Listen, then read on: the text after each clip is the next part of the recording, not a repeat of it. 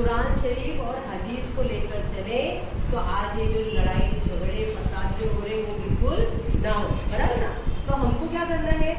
جو بھی سادگی ہے، جو بھی چیزیں ہیں وہ اپنانا ہے. 5 وقت کی نماز پڑھو، نماز سے ہماری دعائیں قبول ہوتی ہے. کتنی بڑی بات دیا اللہ نے. جو بھی مانگو اللہ سے مانگو. تیرا فرقہ الگ، میرا. کو پڑھنا لکھنا بہت ضروری ہے. پڑھیں گے لکھیں گے تو کیا ہوگا؟ ہم کو سوچنے سمجھنے کی صلاحیت آئے گی.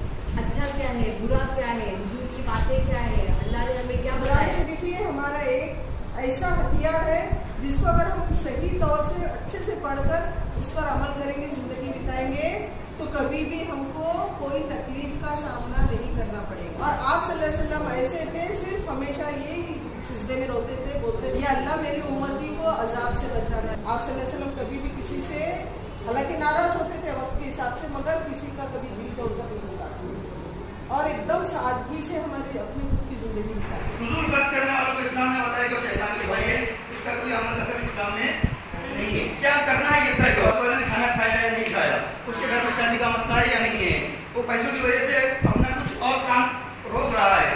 یہ ہے ان چیزوں کو دیکھ. محمد صلی اللہ علیہ وسلم نے اسلام کی تعلیم دی ہے.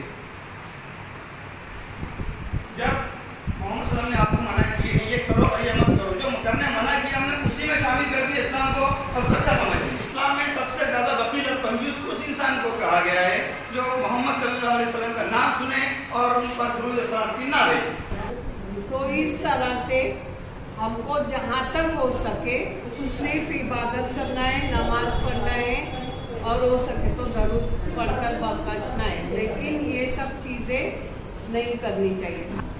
تو صحیح معلومات حاصل کرنے کے لیے دینیات کی تعلیم میں اضافہ کرو، اس لیے اسلام کی تعلیم پہ توجہ دو.